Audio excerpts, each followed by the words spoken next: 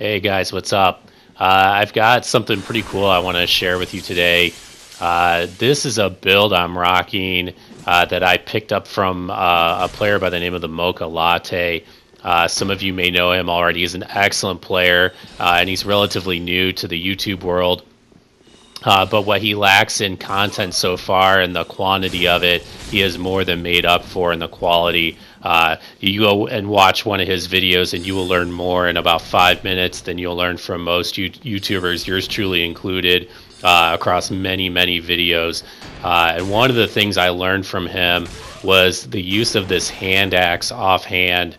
And I'd been playing around with it on one of his builds, which is offhand hand axe and main hand four-prong plow, but probably due to my own inabilities as a player, I haven't really been able to make that build work the way that I want to. I'm still working at it, but I'm still not very good. But recently, Mocha changed it up a little bit, and I don't know, maybe he's done this before, but he started using main hand curved greatsword and offhand hand axe. And of course, they both play to each other's weaknesses. So you've got the hyper armor and the damage in the form of the curved greatsword. So somebody heals in your face, and you can take the Estus back.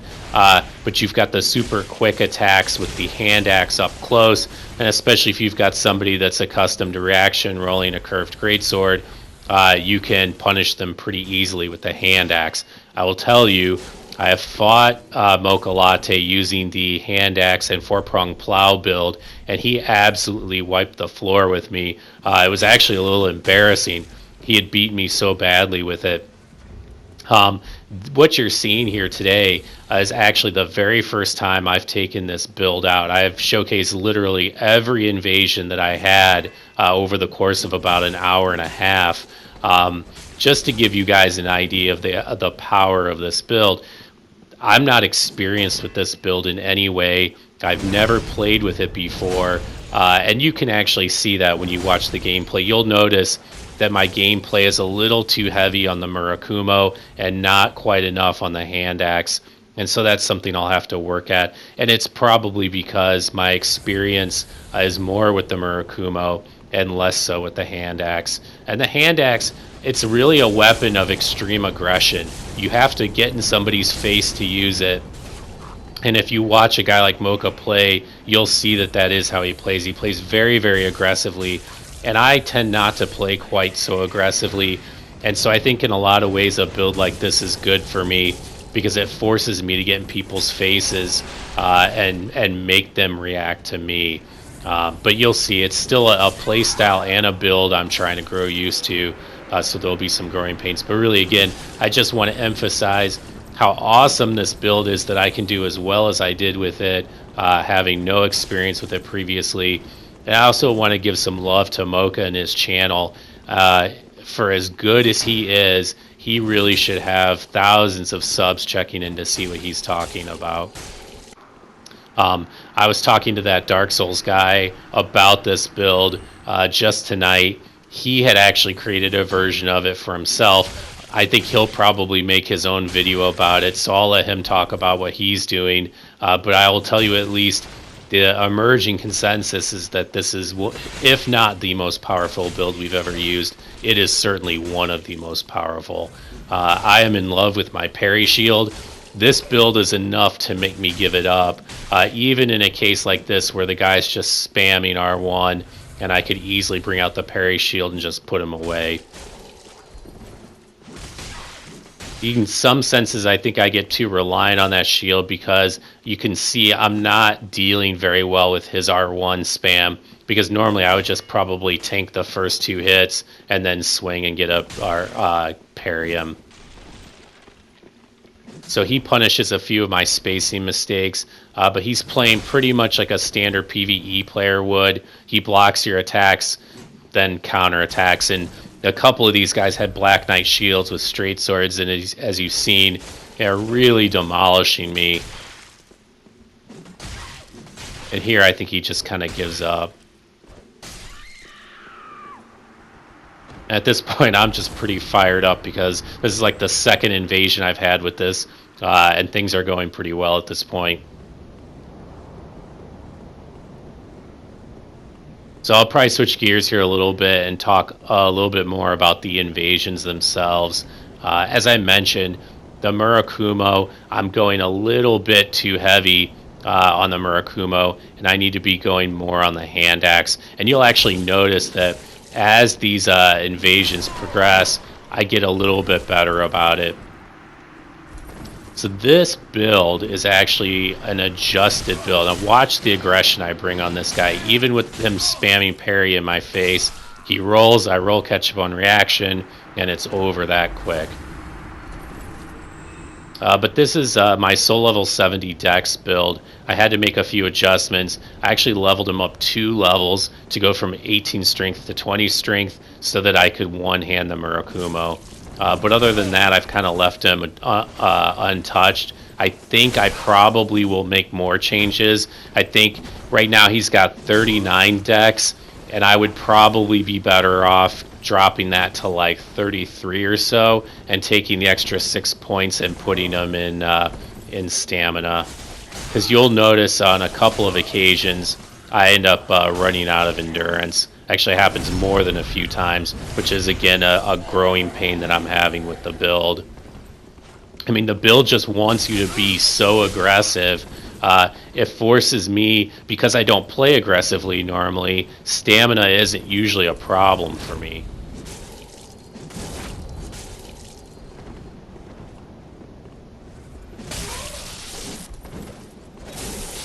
I did not expect that third L1 out of him.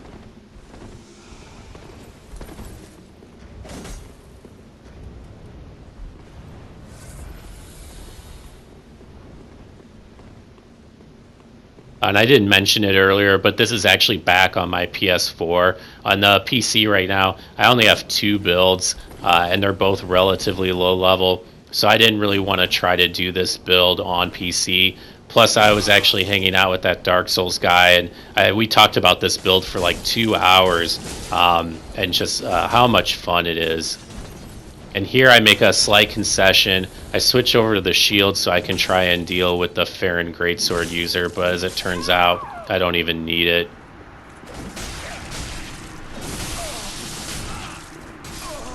Look at that, man. 2 swings of the hand axe, 2 Murakumo R1s, and then another hand axe to finish him off.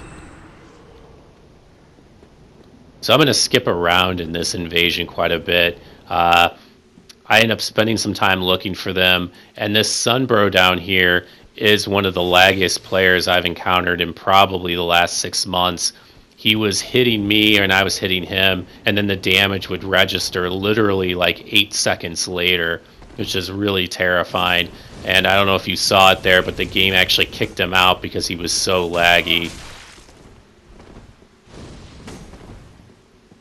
You see there getting some good aggression with the hand axe. When you're really up in someone's face, you want to be hand axing them, getting them to panic roll, then you hit them with the Murakumo. Or if you think they're going to try to swing hard on you, then you just trade and you use the hyper armor of the Murakumo to power through it. And one thing I've noticed is this build really returns good reads. So if you make good reads on players and what they're going to do, are they going to roll out? Are they going to try to attack back at you? Are they going to try to parry? You can really punish them hard with this, and it really rewards you when you guess correctly. And this poor host, I didn't even realize it at this point until I turned around and looked behind me. This was like a 3 or 4v1 against this invader, and I came in and happened to pick off the host. And here you can see I'm fired up still. This is that same crew that I just beat a moment ago where I just killed the host, and they're having another run for it. I end up killing these guys. I invaded them a 3rd time. I think it was the only invasion I cut out because they just ran straight for the boss fog. They didn't screw around at all that time.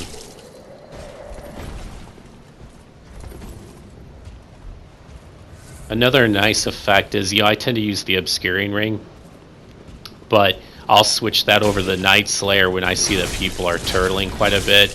And both these weapons do a fair bit of stamina damage, and I busted a lot of guards as I was playing with this.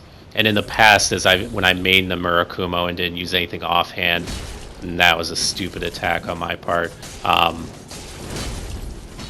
but this will bust a lot of guards. So Night Slayer Ring is a great addition to this build. I think probably in the long run, I would take off the Hornet Ring and I would go to like the Chloranthy +3 just to help with the stamina consumption.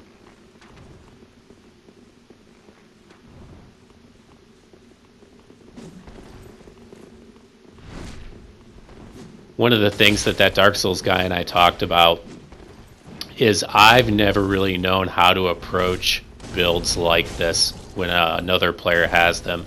And this actually dates all the way back to Pontiff trying to handle the guys that played with like main hand Gargoyle Flame Spear. I'm sorry, main hand Straight Sword. No, I had it right the first time. Main hand Gargoyle Flame Spear, offhand Straight Sword, or even worse, the main hand Straight Sword and offhand Yorms. I never really felt comfortable with either of those builds, and I'm not sure really how I would approach this build.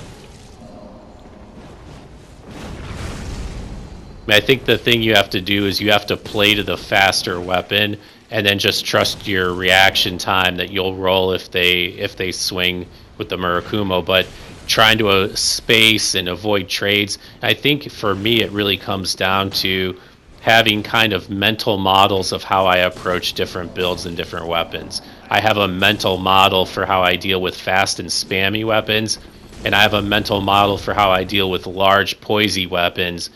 But trying to deal with them both at the same time, I just don't have a comfortable mental model that I can fall back on. And it just requires a lot of thinking when you're coming up against something like this.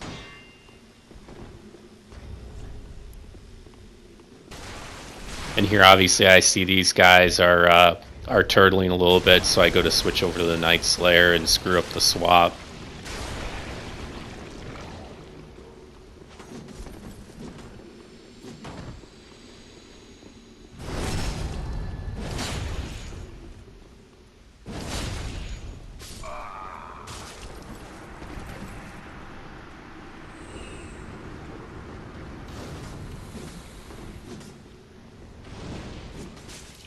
And those are two bad mistakes. I didn't hit confirm either of those R1s. I just started swinging.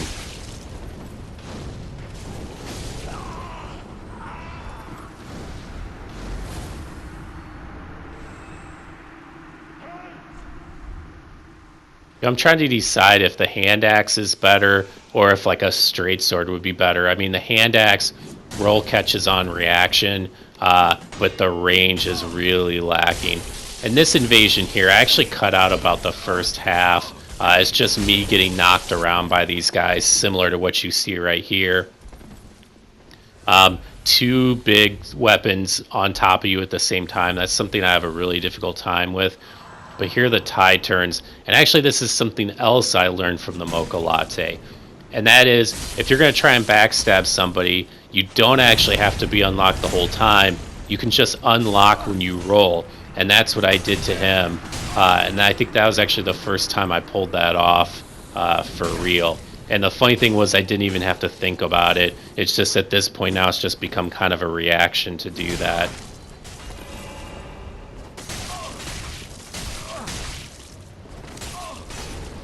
I'm blowing my stamina.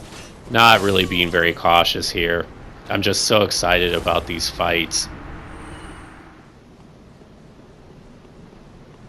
But I think this is actually the last invasion that I've got for you today.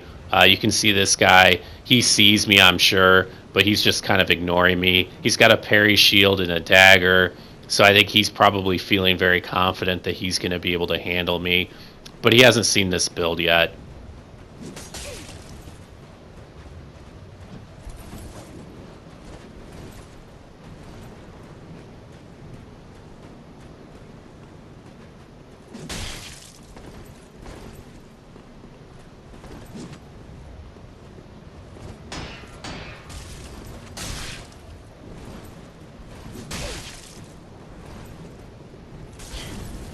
I'm just chewing them up. There's that guard break. Well, guys, thanks for checking in. Check out the description. I've got a link to the Mocha Latte's channel there. Do check him out. It's really great content. Thanks for watching. Take care now.